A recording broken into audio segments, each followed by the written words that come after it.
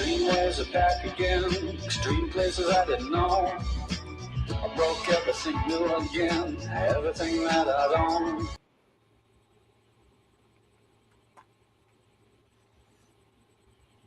And we're live. And we are live. Welcome, welcome, welcome. But live! Fuck it! I can't believe it. We're now on the 9th episode of Ghost 4 to 13. My name is Travis. I'm here with my guest, Andy. And we have another fantastic person lined up for you today. Andy, would you like to go ahead and share or give a little tidbits to who we're speaking with? Yeah, I've worked with him a few times. He has a lot of range as an actor. He's played many different parts. Let's take a look at his reel and see what it's all about. All right, sounds like a plan. Oops, hold on a second here. Of course, always have occasional. Why we do it live? I know, right? This is exactly why we do it live. Okay, there we go. Really what you want? Do you want to live forever? What would anything matter then? There are those that don't agree with Ma. There is a better way. Brandon, have a bleeding heart. Reputation matters, Amy. Lizzie, Your name is whatever the fuck I say it is. I don't pay you to have a conscience. sorry, my mistake. Don't piss me off. Look, I'm just freaking colorblind, all right? I can't tell the difference. Oh, hold on. Hey, Alice, you got a minute? Hey, Paul, I've got that presentation in 15. Yeah, about that. You have those new outreach solutions for them? It's great. Also, you open to some unsolicited feedback. Sure, Paul, what you got for me? Recognition, that's the currency for a starving artist. Excuse me? Got nothing to do with this. My daughter. Oh She's my got everything gosh, to I do was with with her for years. Okay, that's And how real. did It didn't end? work out. It didn't work Bill, out. I've looked. How did it end? Bill, How did it end? Answer the question, Tony. How did it end? I've looked upon you as a father figure. How many? Everyone knows you're banged up, Tristan. That chip on your shoulder, your fragile ego, your temper you can't control. So how long's it been? Be quiet. Hit me if you want, lad. It makes no difference to me. I'd love to see you back inside for assault. It would make my fucking day. Here he is. And without further ado, let's bring on our guest, actor, writer, and producer, Scott Alan Ward. Hey, Hey, welcome, welcome, welcome, welcome. how did it end, you think? I'm sorry, what was that, Scott? How did it end? That one clip said, how did it end? He never answered it. I wonder how it ended. Yeah, I wonder how that did end. Yeah, I guess we'll have to have somebody have to go and watch it. Well, Scott, we're so happy to have you with us today. We both had the chance and opportunity to work with you on a few separate things, and it's been such a pleasure to get to know you as a not just an actor, but as a friend. So thanks for joining us on the show. Our first question for you today is that you've had quite an interesting career. You studied philosophy at the University of Kansas and worked as a deputy public defender. After retiring from that, what made you decide to transition into acting? Boredom, basically. So yeah, I studied. I actually taught philosophy at KU, and oddly, Ant-Man was one of my students. Oh, so I was a graduate. Tell us that story. Yeah. I was a graduate student teaching, and he was an undergrad. So, So I talked about doing philosophy. So I'm basically responsible for Ant-Man. Yeah. So, but anyway, I did that. I was in the Army also. I practiced law. I went to the corporate world, and it's been a really busy life, right? And then suddenly I retired, and I sat around watching movies. I played video games, rode a motorcycle. I thought it'd be paradise, but honestly, it was just kind of like days came run together. There was no excitement. There was nothing going on that I really enjoyed that much. So I wanted to do something else. I was watching a movie, if you guys remember Real Genius, like 1980s movie, had Val Kilmer in it. And yeah. So I was watching this movie. I did like a Google, like what happened to them all, right? And it turns out that the love interest, Jordan, is an actress named Michelle Mayrank. And she quit acting like years ago and started teaching acting. And because of COVID, her school went online. And so I signed up. and started going to acting class online at first, then actually live classes later on. And so I did that for like 3 years. And at the same time, I was trying to get every kind of role I could get. This is almost part of my training in a sense, right? I did like the classroom training, on the set was like lab class, right? Like lab training. Mm-hmm. And I fell in love with it faster and deeper than I thought I would, honestly. That's fantastic. So it just kind of took off. You just clicked with it and you're like, you know what? This is the next adventure. It did. My first role was actually a movie called Shoulder Dance, where I talked my way into being a background dancer.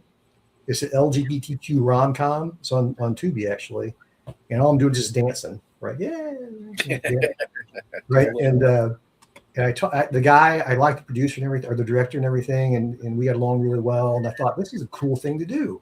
And then right after that, I did Craving, where I actually had a speaking part. That was my first speaking role ever.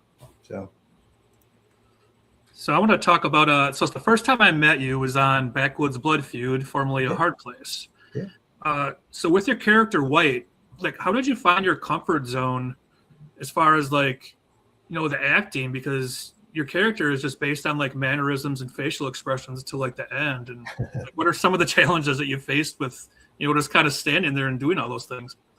Yeah. So I was like, my first speaking role was in Jason's movie Craving, right? And my non-speaking role, my silent movie role, was in Backwoods Blood Feud. So I said very little, right?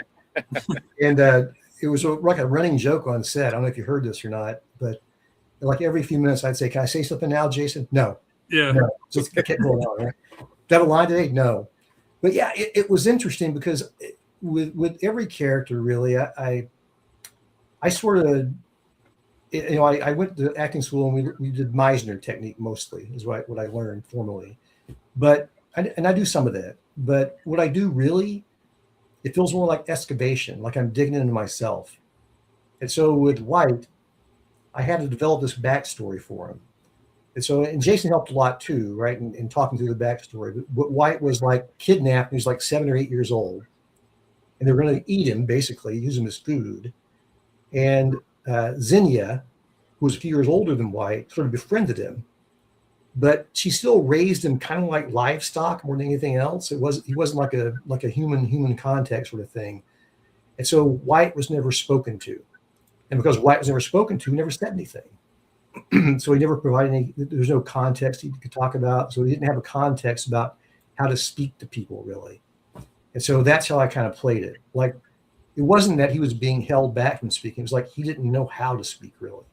Right. I mean, he knew words, right? He didn't know how to speak. And so that one scene, you showed part of it at the very beginning of my reel, is when he's trying to convince Zinnia to do something that she didn't want to do. And he kind of summoned up, right, the energy to do that whole spiel to kind of get her to that point where I won't give anything away, where they took action. Right. That's funny. I actually had I've done like a lot of like silent shorts lately, so I kind of understand where you're coming from. So it's not like, you're talking on set, but the sound's taken away, and it's all about like your expressions, and everything means so much more when you're not talking. So that's why I think the character of White is so intriguing, because I feel like every single time that he does something that's, kill somebody, or you're stepping in front of, Kevin's character by the car and things like that, everything has a meaning. Yeah. If you know Kevin Caliber, right? Kevin Thompson, right? It's like, he's like a big guy, bodybuilder sort of guy. I was supposed to be imposing to him. It's like, I don't know. You can come off pretty fierce there, Scott. I don't know. Maybe, I don't know. Well, actually, that kind of brought me to my next question, was about your character in the history. But what was that like working with Lynn Lowry? And did you both help develop that character with her as well? Yes, and it's kind of funny, and I hope Lynn forgives me for sharing this. I've shared it on Facebook, but I haven't spoken to it yet. But so before our scene, we had this dialogue together, right? The longest one I had at that point. Not since then, but I've had a longer dialogue since. It was the longest kind of the interchange I had with a scene partner. And she had some downtime. I had some down. She said, "You want to run some lines?" It's like, oh my God, yeah, Lynn Lowry, I'll run lines with you, right? And so I was still trying to develop what White would sound like. So at that point, he hadn't said anything, right? And so I came up with this idea that he would be like pushing it out, like, I don't, like he'd do something like that, right?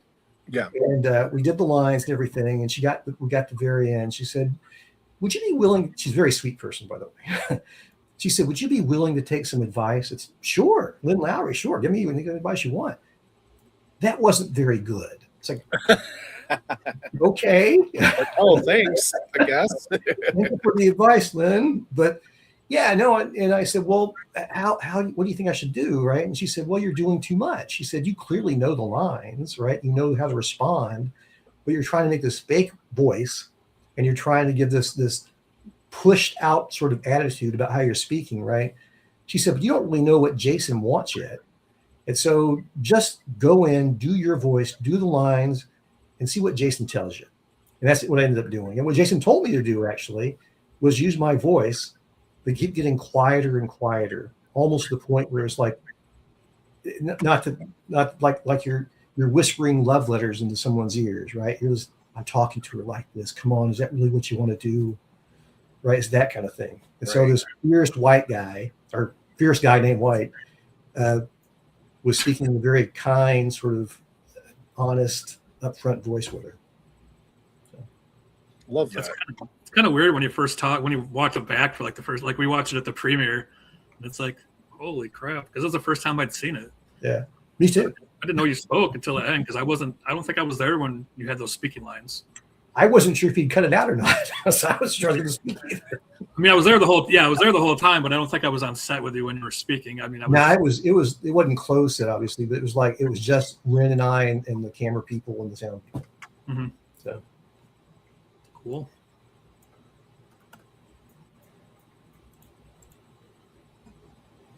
Sorry, Andy, are you still there? Yeah, I'm here. Yeah, so I guess that will bring us into Jason's other feature, Apex Predators Club. Was I in that one? I think so. I think you might have been. Well, yeah, I guess. Sorry, I thought we were gonna put a question on there. I just kind of want to know, like, tell us a little bit about the Jonah character and like his backstory and like what were the challenges on him, because I know you had to, change a lot and had a lot of special effects going on and things like that. So just kind of a lot of sitting around and being there for a while. Eating through a straw and drinking through a straw. Yeah, a lot too. Yeah, with Jonah, it was my first time ever. I mean, I've done monstrous characters, right? White was kind of a monstrous character, but he wasn't a monster; he's a human, right? Jonah is a straight up monster, right? Mm-hmm. And so I remember telling Jason. I mean, I didn't create the character; Jason did. But I remember telling Jason a long time ago that I've always wanted to play like a Frankenstein sort of character, somebody who was not bad, not evil inside, but sort of had to become that because of how the world treated him. And so that's my sort of backstory with Jonah, right? So I was trying to do that. I was trying to say that, Jonah, I mean, you think about it, there's like a philosophical notion to it in a sense, not to get philosophy on it again, but Jonah, his very first line, this warehouse where all these creatures are gathered, and again, no spoilers or anything, was that at the same moment he became aware. So he became aware, self-aware, that he existed in a sense, right? Up until that point, he was just going, not even animal, just going by reaction. Mm-hmm. He didn't know internal life really, and it kind of triggered at that moment. And so his realization is a horrible thing. I mean, you'll have to see the movie to see how horrible it is, but it's a horrible thing for him, as it turns out, for a lot of other people, right? Right. And so the difficulty in bringing that role across was I didn't speak a lot in that one either. I spoke a little bit, probably more than White did. Yeah. But I had a prosthetics on. I was 4 inches taller than I normally am. So I had these very tall in those shoes, Scott. Yeah. I wore high heels. And I wore like wedges basically, right? They're like 4 inches of height to me. And so I'm like 5'11", so my height was like 6'3" or something like that, or 6'4" maybe, in the movie. So there was that difficulty walking, and because of the way the prosthetics were, I could barely see or hear anything. And so I could see right in front of my face on the ground. I couldn't see in front of me directly. I couldn't see side to side very well. And so this big monstrous creature, right, had to be kind of led around by the hand by whoever would help me, so I wouldn't fall in a hole. or hit a branch or something, right?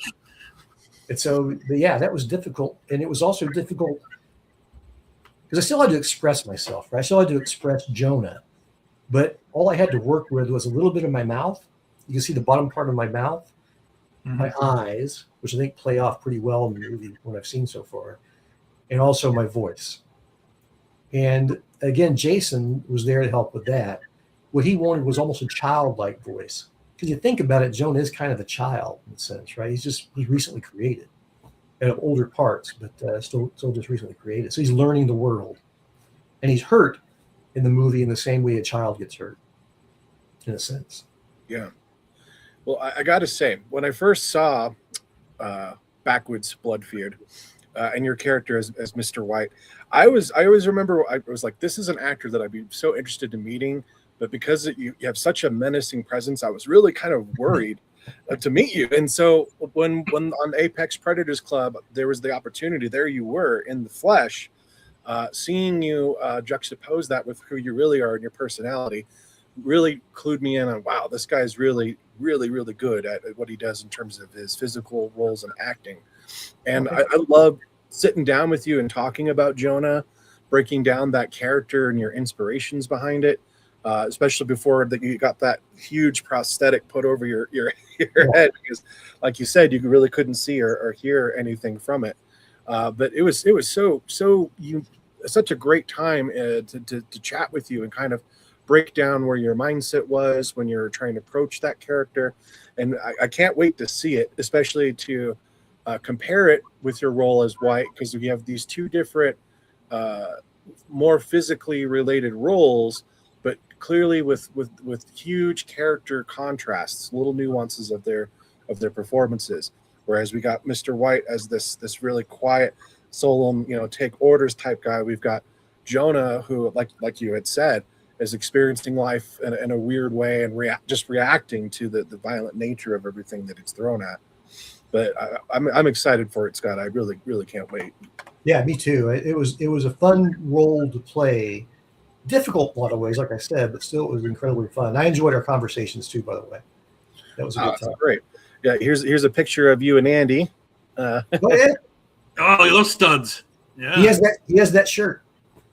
Yeah, and then there was the time that I got a chance to see you, so that was always really nice. I know I should have put that shirt on. What the hell is it? That's funny. I have the jacket that I wore, that Jonah wore. So my plan is if I do get to go to the premiere, which I don't know if I can or not, but if I do get to go, I'm gonna wear that jacket. So should I wear the shirt then, or you should wear it? It probably stinks, but you should. Probably did. Yeah, probably does by now. Yeah. Actually, I have kind of a surprise question for both of you, being that you've worked on those projects. I only got the opportunity to go to the set in person on Apex, but didn't get a chance to go see Backwoods Blood Feud. But from what I gathered, that was really, really cold, and Apex was really, really, really hot. Yeah, it was so crazy. For both of you, what would you say was the more preferable situation to be in? No. I mean, well, freezing cold or really, really, really hot? For me, I mean, marginally the hot, because the cold, it was unhealthy cold, right? It's like 9 below zero or something like that, wind chill, or even further than that. So, I mean, my struggle with the cold was when I was just shivering, my teeth were chattering, right? Because I wasn't dressed that warm, I was in costume, right? And when Jason said action, my struggle was to stop shivering, right? That's what I tried to do the best I could, right? But it was really hot in Louisiana, under that prosthetic especially. So yeah, I agree. I prefer the hotness outside because you can actually do stuff still. That first day on A Hard Place was brutal because I was doing sound and I had no clue what the hell I was doing. So I'm holding the boom. I've got no gloves on because my fingers are too big to, adjust levels and stuff. So my hands just like froze to the thing and I'm shaking and I don't know if my lobs are working. And yeah, so I got thrown right into the fire with that. I haven't done sound since, but it was freaking cold that first day for sure. And then it would rain one day and then it would be nice. Then it would snow and then it'd be nice again. And It was a plethora of weather, that's for sure. Yeah, but it looked good. I mean, on camera. Yeah, I mean, you can't really tell the difference, but Yeah.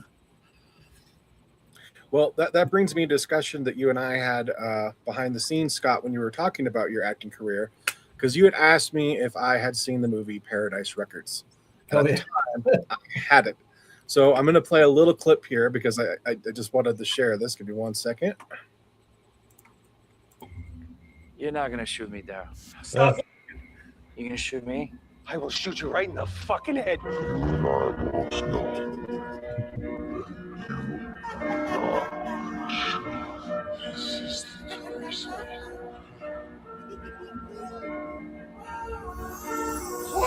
There's Scott.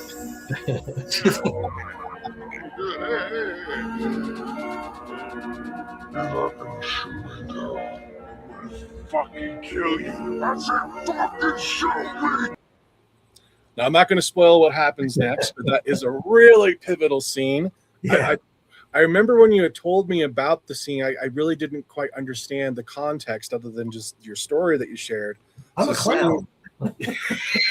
So seeing it was probably one of my favorite moments just in general, because I love that blow on the screen, especially when you find out what's really going on with that particular segment. Yeah, I was a cop in that movie too, but if you know what I look like and know the scene, you can kind of see me walking around behind Ron Perlman. But yeah, the clown got more of a show. So yeah, it's funny because I was going to ask you that, because there was the brief scene with Ron Perlman, and briefly the cop goes by, and I'm like, that's got to be Scott. Would you be able to share your experience on that set and what was more of the story behind it? Yeah, it was. I was background, right? I was this background role. I do a lot of those. Well, a lot of them. I've done 4 background roles, so much less than I've done like supporting characters. But I enjoy it because usually it's local, it pays, and also you get to meet, because they're usually higher budget movies, right? Like this one, Paradise Records. You get to meet some like A-list stars, right? So I met like Ron Perlman, Joseph Gordon-Levitt. Oh, that's so cool. Logic, right? Of course, the singer, the rapper. And Joseph Gordon-Levitt was fun. Ron Perlman was grumpy as hell. Oh, really? I could see that. I think I interfered with going to a smoke break. I think because I said, hey, I stopped him. We're not supposed to talk to the actors, right? But I did. And I said, hey, I loved you in Name of the Rose, man. The monk role you play was just spot on. He goes, yeah, thanks, bye. It's like that kind of conversation, right? But, yeah. And then, but Joseph Gordon-Levitt, I noticed he'd been acting forever, right? And he's really, really good at it. And between every take, he had little crib notes, just like I carry around, little Post-it notes with his lines written in it. And so he's looking at them, and he put it back in his pocket and look at them again, right? I said, that's exactly what I do, right? All the time. He goes, yeah, man, you do that too. Yeah. We talked about that for a little bit, how you don't really need them so much. It's just like a security blanket. Yeah. Right? You know they're there in your pocket. You never look at them, right? So yeah, it was fun. It was Logic was really cool, right? It was I didn't know who he was. I'm not a big rap listener, right? And I go up on set, and this guy comes up to me and goes, hey, I'm Bobby. Do you need anything? You need coffee, soda drinks? I said, no, man, I'm just here in the background act. Oh, great. That's really cool that you're here. I thought he was a PA. And he goes, funny. I go, yeah. I said, do you know where I'm supposed to go? He said, I should. This is my movie, but I don't. It's like, what? It was funny. And then one other time, they didn't have this in the movie. They cut it, but there was a scene where us cops, there's like 4 or 5 of us, right? We're chasing the bad guys, who that one guy that was in the movie was Joseph Gordon-Levitt was the main bad guy. We're chasing through this field and behind these buildings and everything. And they give the bad guys the ability to shoot at us, right? Click, click, click. Just, they'll load the sound in later. I said, hey, Logic, can we shoot back? I said, hey, Bobby, I think. I didn't say a lot. Hey, Bobby, can we shoot back? He goes, fucking ass, you can. I said, okay, let's shoot back. So we started shooting back at him. They cut the scene. Oh, dang. But still. They always got the good stuff. Yeah. They filmed it to make it like it was all like body cams. Oh, okay. They had somebody with a Apple phone running in front of somebody, right? Make it like it was a body cam. We didn't Oh, actually that's have pretty body clever. cams. That's cool. That's movie magic there for you. Yeah. Was it true though that he's the one that chose you to specifically play that clown? Yeah. It was I clearly was not the first selection because the clown suit did not fit me at all. It was like way too small. And so they said, well, I don't think you can do it. I said, well, he told me to do it. It was like, he told me to put on the clown suit, right? He said, go and put on the clown suit. So I did, right? And they had to cut all the seams apart and then basically put me in it and stitch me up. So I couldn't get out of the suit. They had to cut me out of the suit in the end because it was like, it wouldn't fit me, right? So Still, that's Yeah. true dedication right there. I think it came out pretty well. And the Yeah. funny part about it was he filmed the glitter blowing, Logic did. Yeah. And so I spent several takes. He said, do it again. Blowing directly into his face. Right. For his camera. Right? It's like I hope it took a minute. Right. Yeah, right. No, I got that problem too. I don't fit in much either. So Yeah. Well, Well, it was a very effective scene. I think that was a really well pulled off. yeah, that's fun. And speaking of fun roles, that brings us to another really fun clip. I'm just going to pull this up right here.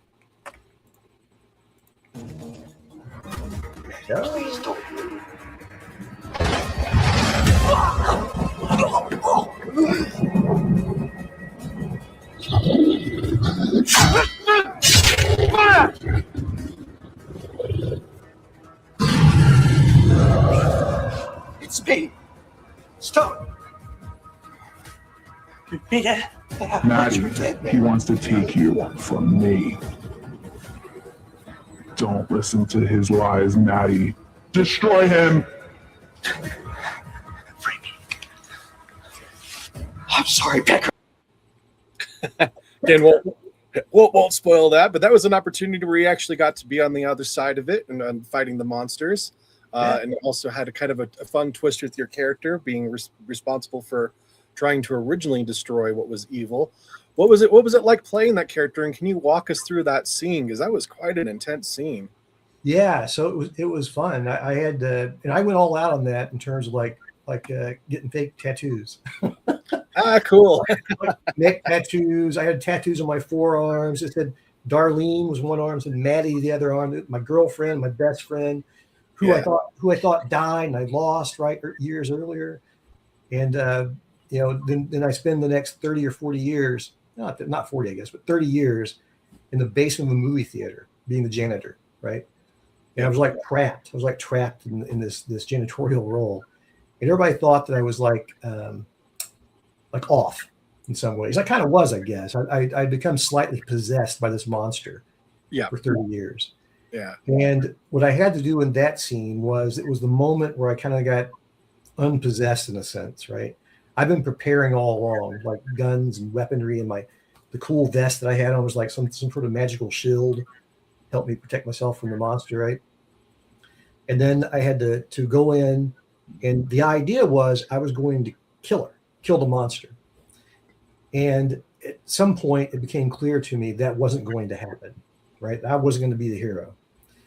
And so I tried to do the next best thing, was to make it easier for the true heroes to kind of survive. And that's what I was trying to do there, actually. And Maddie, my best friend that I thought I'd lost, he was totally possessed by them. I was partially possessed. He was totally possessed, right? And he became sort of aware of who he was and what situation, what circumstances he was in at that moment, which is why he asked me to kill him, basically. So it was a the funny thing about roles like that get really emotional is that I get really emotional, right? I know everybody's the same way. I don't mean like I'm a method actor or something like that, but I can't be that way unless I feel that way in a sense, right? So it takes a lot out of me, right? I remember kind of collapsing after the whole thing was over, right? Just kind of, I need a moment sort of thing, right? Yeah.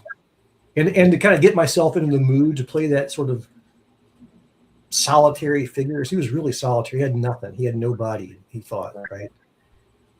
We filmed in this old schoolhouse, it was like abandoned schoolhouse, been abandoned for like 30 years, something like that. And there was this basement area where it was supposed to be my home, where I lived at. And there was no light in it. So when we were filming, it was just dark, just pitch dark. And so I would lay in there on the cot that's supposed to be my bed between scenes. I would just go there and kind of lay there, right? It sort of kept me in that mindset that I'm alone, right? I'm isolated. Other humans aren't part of my world in the sense, right? That's where I was at first. And I remember one of the makeup people came in, and I'm laying there, and the door opens, kind of sees light hit the person, hits me, and she like jumped, right? Like a jump scare sort of thing. She goes, "Are you okay?" I said, "It's all right. I'm just dead," or something like that, right? But just to keep myself in that sort of state, and maybe I'm over analyzing it, but No, I don't think so. But it works. It works for me. I think that's what really pulls and brings out that depth to the character. That's one thing I really do see in your acting when you get into that character. So I think that was great. Was it difficult working with all those flashing lights in that segment? Was there a lot of chaos there? There was a lot of chaos, right? It was there was that, and there was also a couple other scenes where the same sort of thing was going on, right? It was just a whole lot of movement, a whole lot of chaos, I guess, right? And it was, I guess it wasn't distracting to the extent that took me out of my character so much, but it was distracting to the extent that it would catch my eye sometimes. I would want to look at it, right? Distract myself from it. So you would see this guy really intensely focused on Maddie doing like this suddenly, right? Why is he doing that, right? Why is he looking at the light? So I had to kind of do that. It took a couple of takes to get that correct, and to get the whole Maddie picking me up thing correct, right? Yeah. Which you haven't seen the other actor, but there's a big size difference between us, right? And so, I don't. Maybe he could lift me. I don't know, but I don't think he could. So. Did you have like wires for that, or did you have to stand up on something and pretend? It was like an Apple box. As Apple box, yeah. Apple box and just creative camera work, right? Yep. Well, more movie magic. Yeah, Mark Cantu is a great director. I mean, he's really good at not just directing, but also he filmed it too. Great, his own DP, right? Yeah, that's great. So you had a part in a movie. It's a really intriguing story about Jack the Ripper. It's called Ripper Revealed. Oh, yeah. For the role at all, I mean, or in your lifetime, have you ever researched in depth about Jack the Ripper? Or are you kind of surprised that they haven't been able to identify him at all? Because I see that the only suspect they ever had was that barber guy, Aaron Kosminski, I think his name is. Yeah, I think that's right. Yeah. Yeah. No, I did a little bit just for that role, right? And also the role itself talks about some of the possibles, right? Because I played basically a Jack the Ripper researcher, right? It was a role I shot here in the U.S. in my house actually, but it was actually in the movie. It was made over in England, so I did a little bit, not a whole lot. I mean, I think most I know about Jack the Ripper probably came from Hell. Oh, that's Johnny good. Depp. Yeah, I saw that in the theater. I actually liked it a lot. Yeah, I like From Hell. Yeah, that's a good reference on But that. you're right. I mean, the Jack the Ripper character, it makes you think that the reason that nobody was found is kind of like the way it played out in From Hell. They didn't want the person found, right? Something like that. Have you are you big into serial killers like that? Because I remember when I was in Vegas, I went to the Zach Bagans Museum. I don't know if you've ever been there or not, but it's kind of crazy. You go through there and all of a sudden you walk in there and he's got Dr. Kevorkian's truck and he's got shit from Dahmer and Bundy, and it's just, I don't know, you get this uneasy feeling, looking at these weapons that were used to kill people and stuff like that. So yeah, I mean, I don't really, I like some of the serial killer stuff, right? But I saw a movie, oh God, it wasn't a movie, it was a HBO series called Mindhunter. Yeah. Oh yeah, that's a good one. Yeah.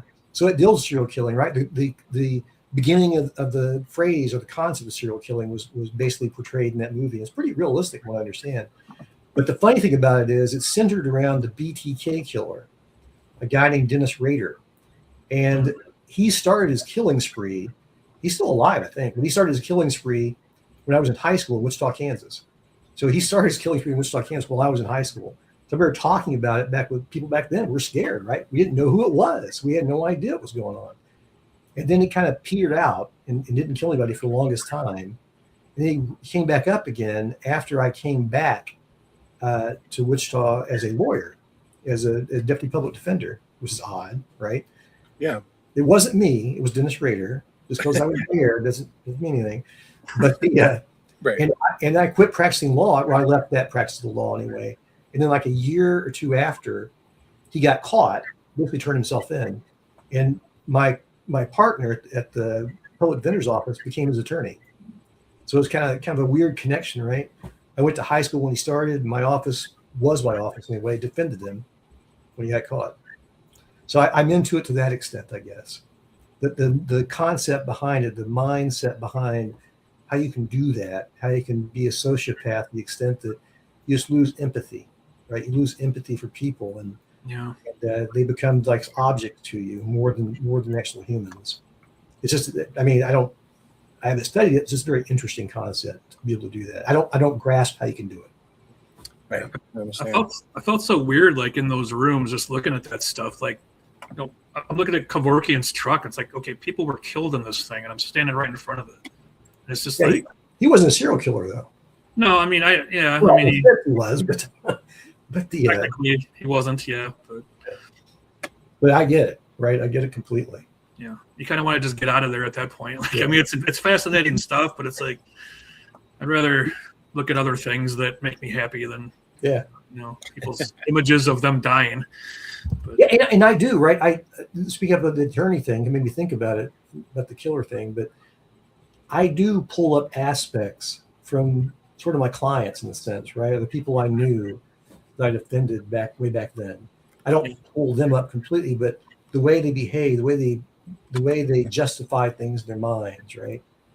I mean, there's a logic behind it. It's perverse and crooked, but there's a logic behind it.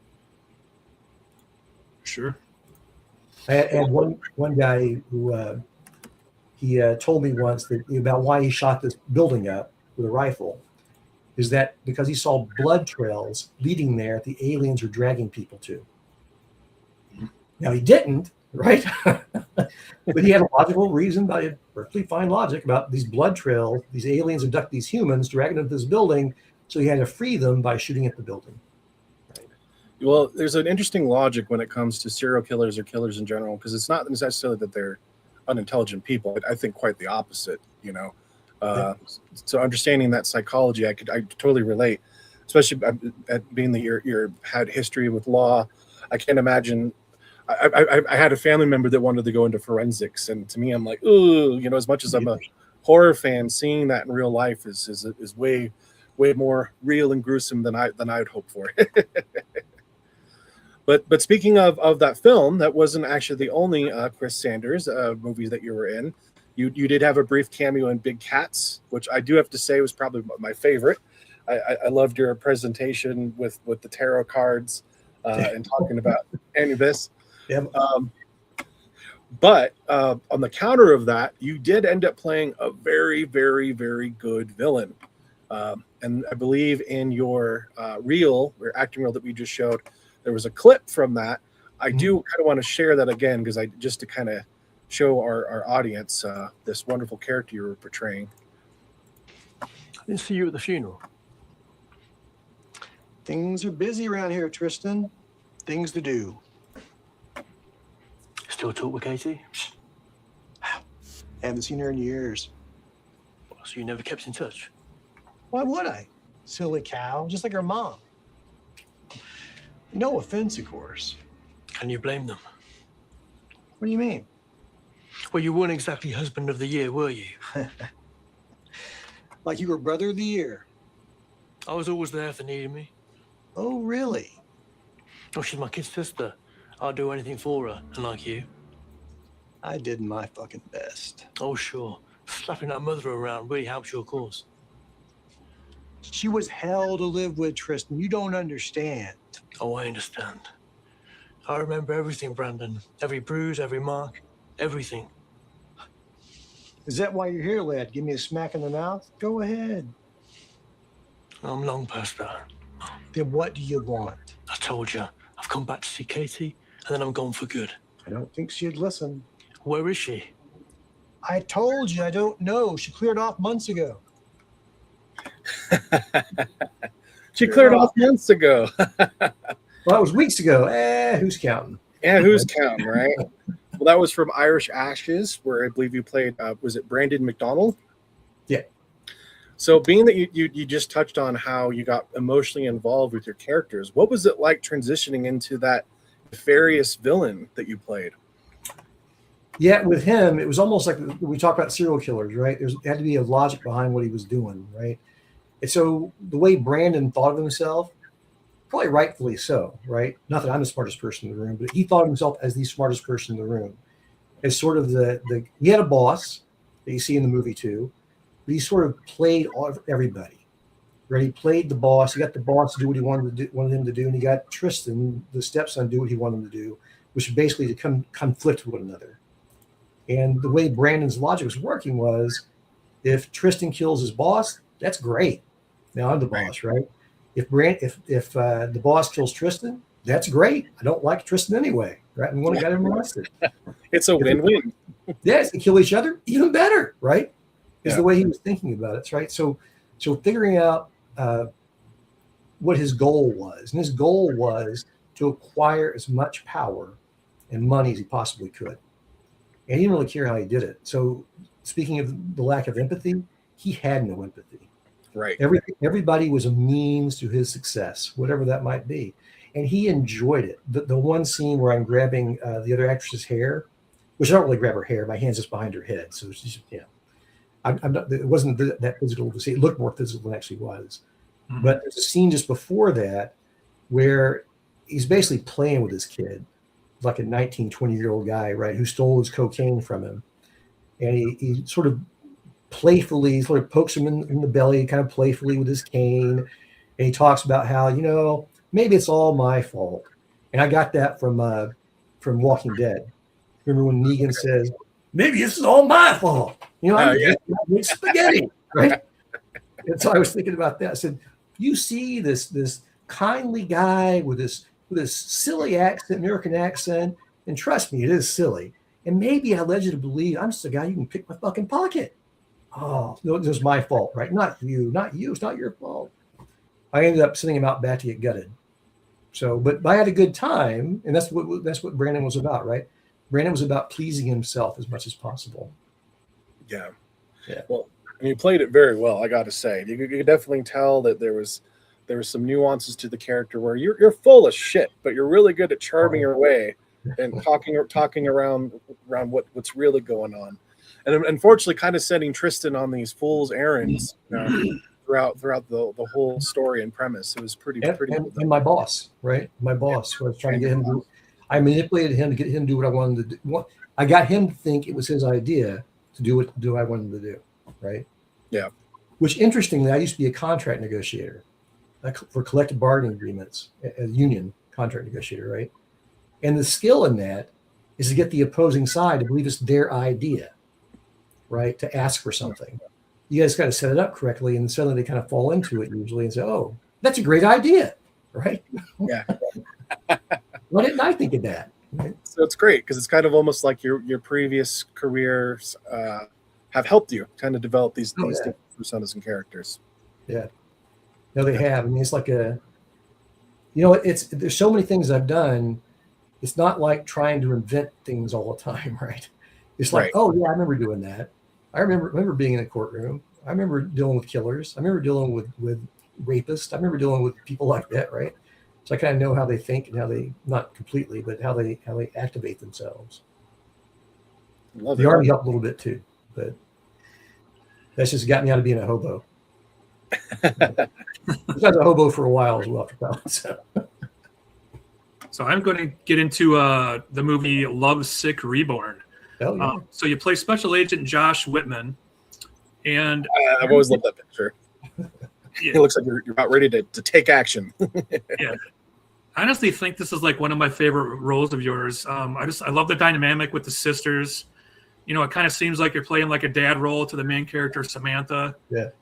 Do you enjoy playing like these serious kinds of characters? Because it seems like everyone that I've seen you do, you're really good at it.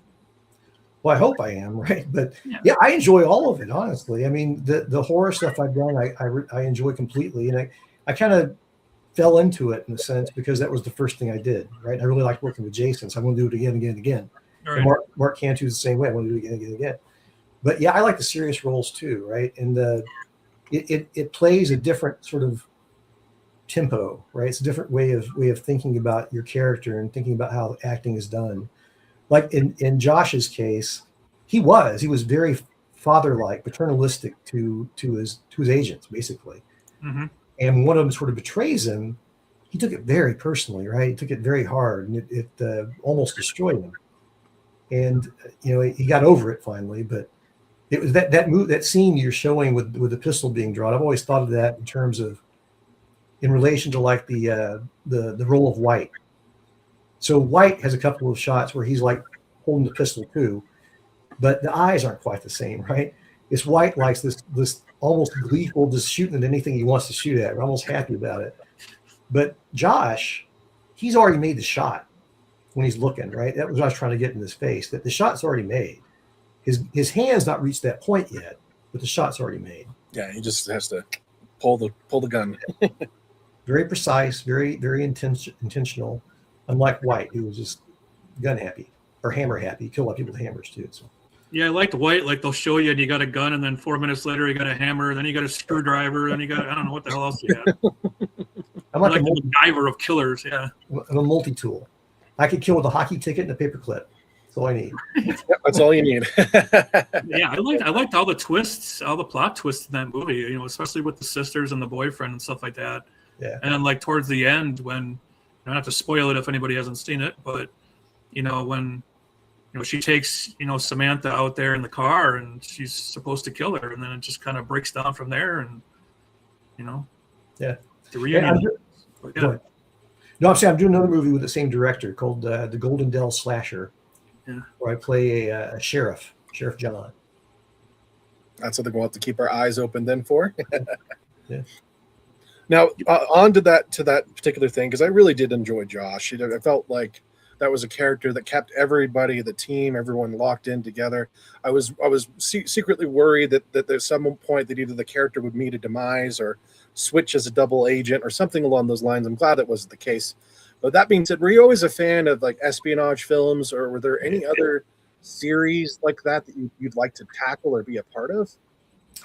Yeah, I mean, I love them all. I mean, from the John le Carre stuff. I like the books and the movies made after. I like the Jason Bourne series, right? I never read the books, but I like the movies. The Bond series, I like all those things, right? The idea of and Bourne and Bond are very different, right? Yeah. I mean, Bond's this crazy sort of sexed up sort of superhero ladies man sort of thing. Bourne's furthest from that as possible, right? Right. He's a guy who's trying to find the truth in himself. I think Josh is more towards the Bourne side than anything else, because the idea behind that is that Josh was like the trainer for people like Bourne. He didn't train Bourne, they trained people like Bourne who became those super agent sort of things. And he got deeply involved with them because he knew he was breaking them in some ways. Because you have to, right? It's like basic training in the military. You got to break something down before you can build it up again. Right. And so he was hurting them, but he built them back up again into something different.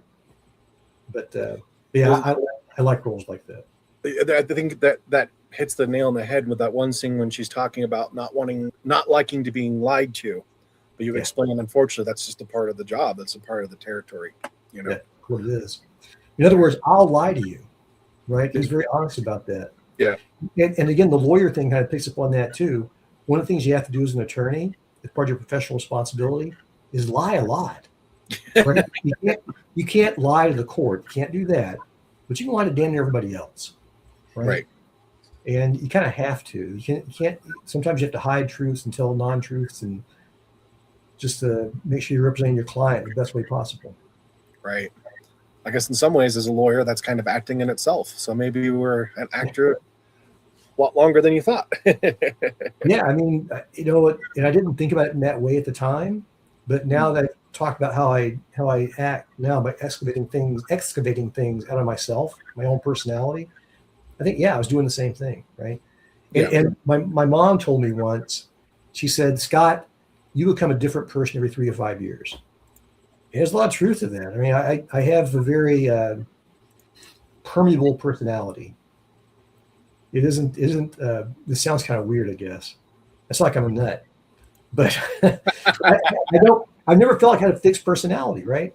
Yeah. I have lots of different things inside of me, and it's unified in the sense I don't go nuts, but I don't know if everybody's like that or not, or if just some people are like that, but I'm like that, right?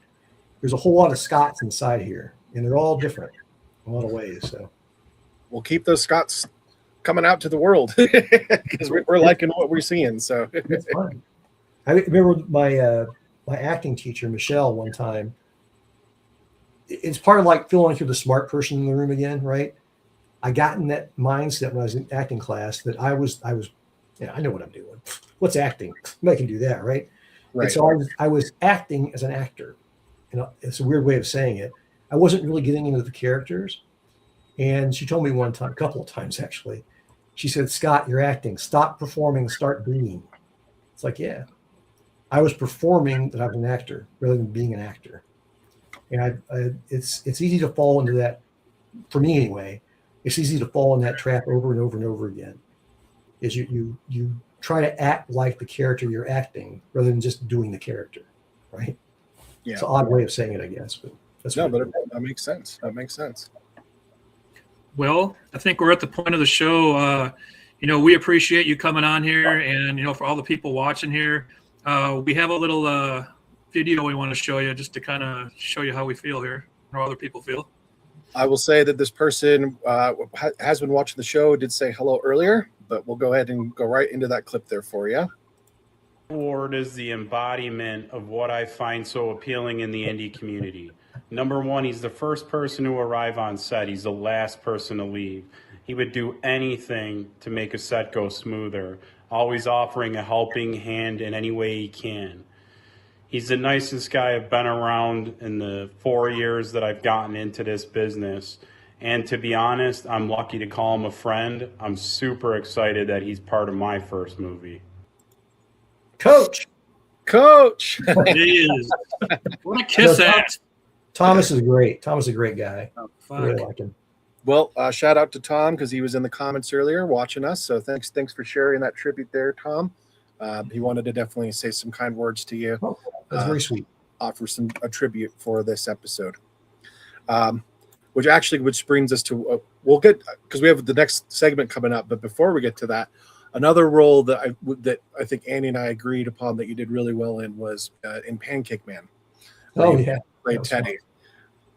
Especially in those moments in there when you're sick in the hospital bed and you're kind of like responding, and that's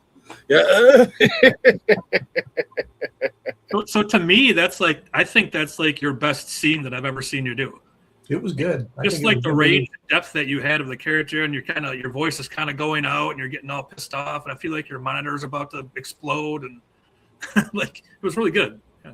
Yeah, no, I like doing it, and Braun's a cool guy to work with. So was Michael Delapia, the Pancake Man.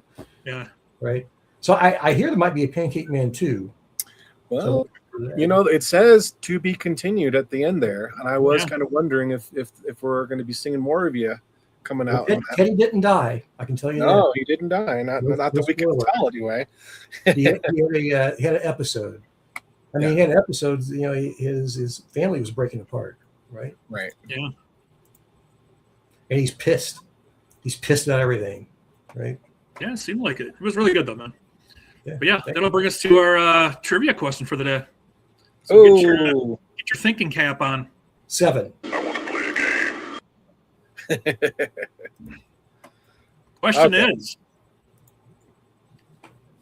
during the robbery scene at the end of Pancake Man, what was the restaurant that the man says they should have gone to instead of going there? Oh my God. That question's not directed to me, is it? Yeah. Oh, yeah, that's for you. I might have got him. I might have stumped him. Denny's. I don't know. I don't remember. Wrong answer. Actually, no, it was Applebee's. Applebee's. I was thinking breakfast, right? Because Pancake Man was breakfast, right? Breakfast was over, but I don't know. I'm not sure if you remember that part where the guy and the girl are standing there towards the robbery in the end of the robbery scene, and he's like, "Give me your wallet," and he turns around, he's like, "See, I told you we should have went to Applebee's." Yeah. That was a good. I love the gang in that. I love the mask that Braun came up with, right? 1, 2, and 3, that kind of thing. Yeah. That was a great idea, and simple, right? Very simple, well put together, without any spoilers. It's just a shame how quickly that fell apart. And I like the way the one guy was talking, like the leader of the gang or whatever, the robbery gang. You're just kind of like, you know, in this little weird voice he's got going on there. Everything's kind of slow and methodical. I actually tried out sort of for that role. I put in for that role, and Braun correctly did not choose me for that role. So, because that guy was great. Yeah. And Teddy was a good character too. Yeah, I think you're always meant to play Teddy. That was a great performance, my friend. It was. I sent in the sort of my audition tape with, I played Teddy as a Russian guy. I sent it with a Russian accent. You want to be nice. You want to be nice to me. I don't want to be nice to you. Okay. Yeah. So yeah, it's that kind of thing. Didn't play a Russian guy in the movie though. So. You ever played a Russian guy? You need to play a Russian guy now. Yeah, well, I did, but in a movie that'll never come out called Land Uncharted. It was a no budget movie, literally no budget. I put the most money into buying bagels one day. Well, do you have a favorite like nationality type role that you played? You know, in the Brandon role, I was Irish American, so I was really hopeful that it wasn't be an Irish guy because I have a terrible Irish accent. I sound like the Lucky Charms guy. Oh, magically delicious. Yes, I see. Anything McGoran. But I like the Russian accent because and I did a little work on it to figure out how to do it properly by watching John Malkovich and Rounders mostly. But just trying to get the you don't say like at first you might say like a German accent, like they would say the Germans would say W where a V would be, right? And Russians kind of do too, but it's a little different. It's like when you say vodka, it's not vodka, it's like wodka, like that, right? It's more like almost like U and W at the same time, right? At least that's how Malkovich played it anyway. So, Rounders, yeah, Rounders, good movie. I'm sure Thomas has seen that movie. About 1,000 times, yeah, probably. I hear he plays poker now and then. Yeah. Supposedly, I don't know if he's any good at it though. He probably doesn't even play poker. He just says he does. Probably plays like ping pong or something. Aside from being an actor and producer, you're also working on screenplays of your own. Is that not true? Yeah, no, I've got 2 right now that are out, I guess, in a sense. So I got one called The Lower Network, which I put in that's it. The Austin Film Festival screenwriting competition. I'm supposed to hear something back, whatever happens, like next month. So who knows? I don't necessarily expect to win anything. Mostly, I'm hoping to get some feedback on it or anything else. Yeah. It's hard to get people to get feedback on scripts. They'll say they do it, but they don't actually do it. They never actually do it. I won't say it. I was just about my sister. She's not giving me feedback yet, Carmen. But another one I did called August Chatham, which is very different. Well, first, Lower Network is about a fungal network that sort of lives under a small Kansas town, starts to take it over in a sense. A little bit like Invasion of the Body Snatchers, but different. And I won't go into a lot of detail about it, but it basically takes pain away from people, psychological, physical, and everything, right?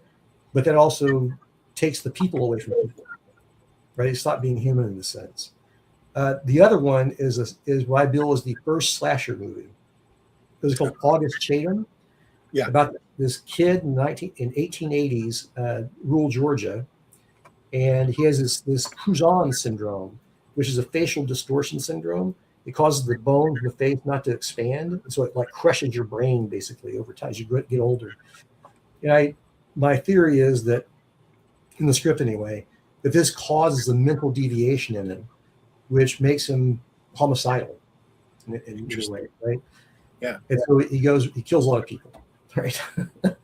In a slashery sort of way. And he gets worse and worse and worse until he's finally sort of captured.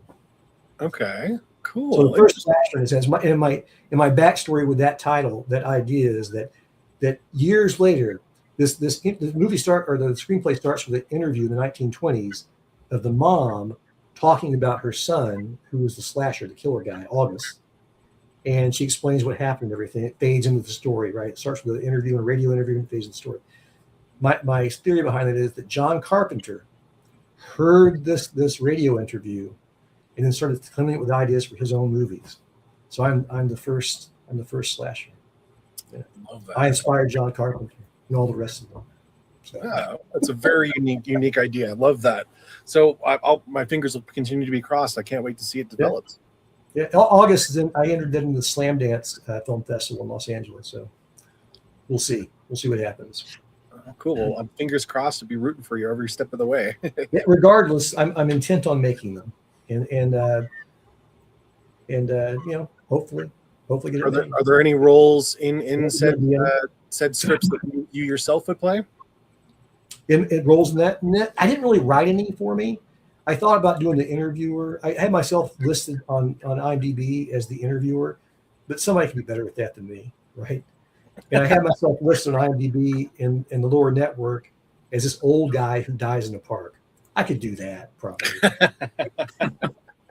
and then Andy said he wants to be in one of them, both of them too. So that's good. Looking forward to it, man. It's gonna be fun. Yeah. They will get made. No budget, perhaps, will get made. It's going to get made one way or the other. Be filming on my phone, right? Maybe, I don't know. Yeah, we'll see. Something I'm sure you'll figure it out. We can't wait to see. Yeah, the way I wrote them, I didn't write them intentionally like this, but they're not high cost productions, right? There's not a lot of production about. I mean, there's this maybe 5 or 6 actors, right? The most expensive thing probably is August Chatham. I got to have a horse, right? I have to have a horse and a mule properly. I might know somebody with a mule or a horse. So I might be able to hook you up with that. That's the most expensive thing probably I'll have in it, right? Because the sheriff out or something, maybe, I don't know. Yeah, the sheriff has to ride a horse, and August's dad, who just looked like Paul in the movie, has a mule he goes back and forth to town with. So. Okay. That's a great sell for any producer out there. The biggest thing you're gonna have to worry about in the budget is the horse. Oh, we got that. Well, if we got to use a dog, we got to use a dog. Whatever. Yeah, the dog with a horse mask. Okay. Not that I'd be able to attract named actors into it anyway, but I don't want any. Yeah. Right? I think they can distract from it. Right? Excuse me. Jeez. Well, other than you, Andy. Oh, okay, thank you. No, you were right the first time. Yeah. Well, I'm not a named actor either, right? So I think that they have they're good in many movies, right? Especially things where they're playing the similar character they played in other movies. But in this kind of movie, or what I'm thinking of anyway, I don't know of anybody that played anything like that, right? And so I can't see it being a value add to it. So it'd be people like me, Andy, right? You, right? Just working stiff actors, blue collar actors, right? Blue collar actors. Yeah. We'll work hard and we'll get it done for you, buddy. Yeah. Are there any upcoming projects that we should be beyond that we should keep our eyes open for, Scott? Well, the slasher thing, the Golden Ale slasher that we're doing right now, and we're kind of doing it like piece at a time. I filmed part of it. We're going to film another part later on, right? And then your movie, and then and also the McQueen that I'm doing in 4 weeks, something like that.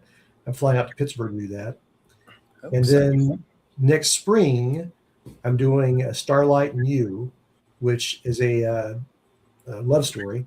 Okay. Sort of dramedy, I guess, right? It's kind of like a drama and a little bit of humor into it.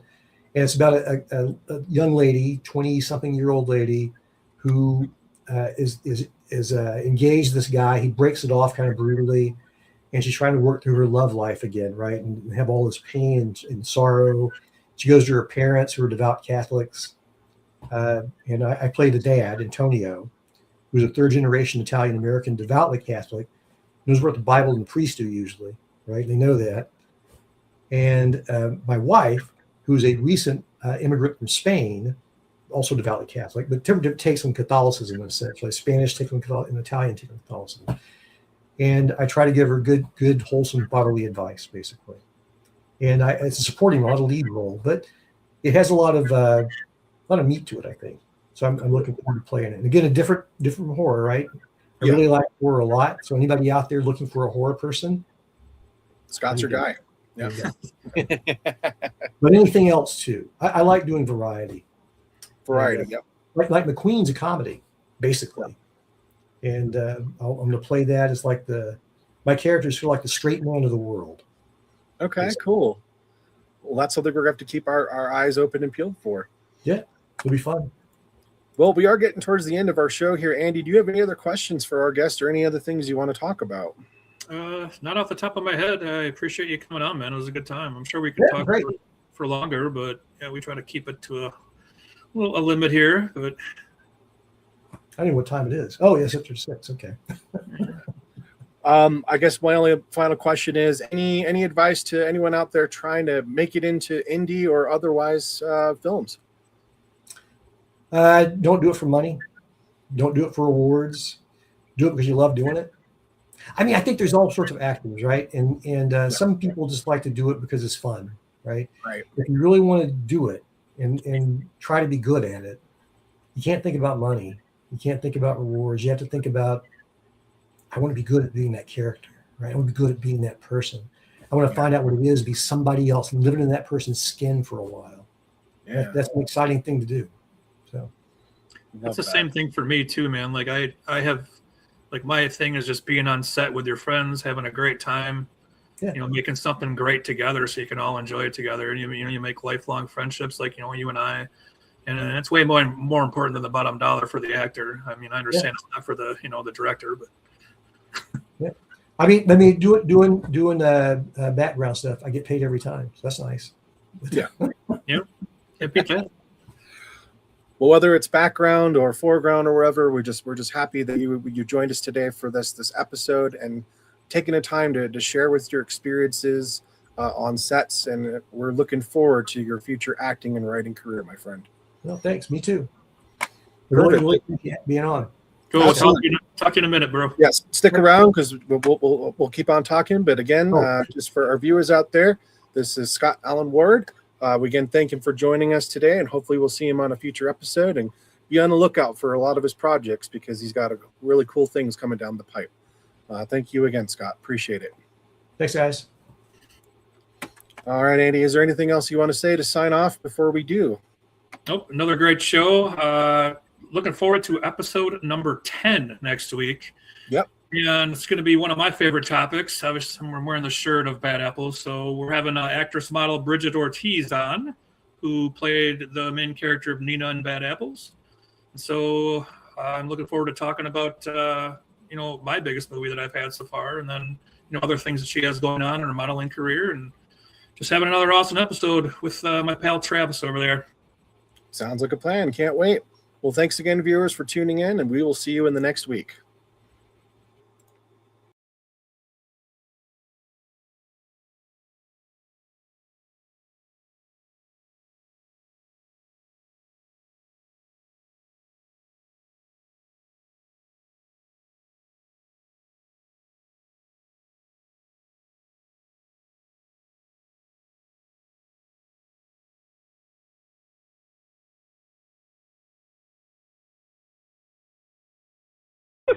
TTFN. Ta-ta for now.